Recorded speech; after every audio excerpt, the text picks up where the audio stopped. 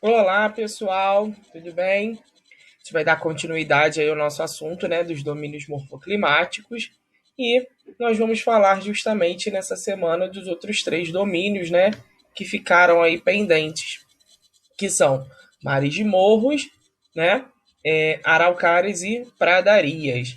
Os mares de morros, né, eles ocupam no território brasileiro cerca de 650 mil quilômetros quadrados, né? Ele vai justamente do sul do Brasil até o Nordeste. Ele pega ali toda a área do litoral brasileiro, nos estados ali, né, do Rio Grande do Norte, Paraíba, Pernambuco, Alagoas, né, e vai até o Rio Grande do Sul, né. No estado de São Paulo, que ele ainda avança bastante para a área do interior do estado, não fica só restrito ao litoral. Ele ganha esse nome, né, de mares de morro, justamente por ter essa área, né, do seu relevo mais ondulado, né, também é conhecido como domínio de meia laranja, justamente por conta de ser bastante ondulado, né? Essas formações, elas datam aí, né, do período pré-cambriano. O solo, né, do todo o domínio morfoclimático dos mares de morros é um solo de textura tanto arenosa quanto argilosa e predominantemente nesse domínio nós vamos ter aí o clima úmido e quente, né? Os rios nessa área, né, escoam em direção ao Oceano Atlântico, a sua grande maioria. A vegetação predominante é a vegetação da Mata Atlântica, né, também conhecida como a floresta latifoliada tropical, né, que apresenta espécies com folhas grandes e que são adaptadas a uma grande quantidade de umidade. É importante a gente ressaltar, né, que esse domínio morfoclimático ele é muito característico, né, de ter sofrido todo o processo de desmatamento desde o início da colonização brasileira, né? Hoje em dia nós temos aí cerca de 7% da Mata Atlântica que existia antes da chegada da colonização europeia no Brasil. O outro domínio, que é o domínio das araucárias, né? Ele já é um domínio que apresenta aí, né, ocupa 400 mil quilômetros quadrados no Brasil e vai se estender, né, desde o norte do Rio Grande do Sul até Santa Catarina, Paraná e até o sul do estado de São Paulo, né? A gente vai ver que a gente costuma também achar algumas manchas, né? A gente chama de mancha biogeográfica, né? De dessa vegetação, desse tipo de espécie, né? Em outras localidades. Em Petrópolis, ela se adaptou, essa vegetação de araucária se adaptou muito bem, né? Por conta da altitude e aí então também por conta do clima mais frio.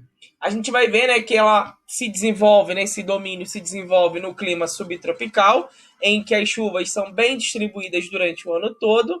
Os rios desse domínio são rios presentes nas bacias tanto do rio Uruguai quanto do rio Paraná, né? E essa vegetação ela tem característica de sementes sem frutos, né?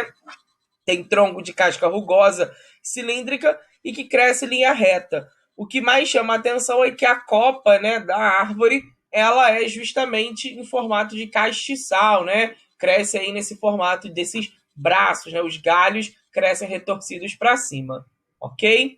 E o outro que é o domínio das pradarias, né? Também conhecido como região das Campinas, Campanha Gaúcha, Zona das Coxilhas, Pampas. A gente pode tem vários nomes que a gente já que associa também com as pradarias, né?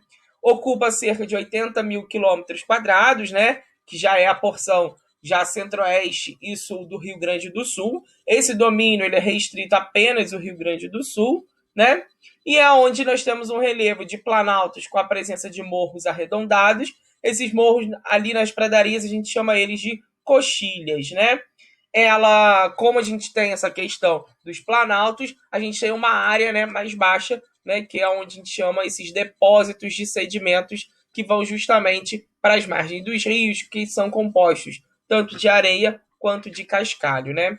O solo ele é ligeiramente fértil, porém ele é e aí muito utilizado para agricultura.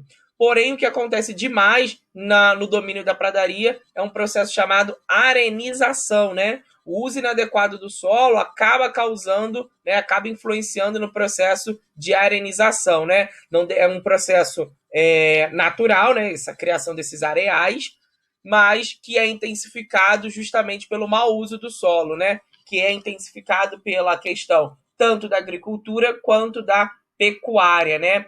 o desmatamento, a mineração também ajudam, né, a intensificar esse processo. Aqui a gente tem uma foto de como que é o processo da arenização, né? Aqui atrás a gente vê a parte de vegetação e aqui mais na frente já esse processo de arenização bem avançado. Ok? É uma vegetação campestre em que predominam principalmente espécies de gramíneas e de pequeno porte, né? São espécies mais rasteiras e a parte maior, né, a parte mais arbustiva e arbórea, é uma parte de pequeno porte. Ok, pessoal?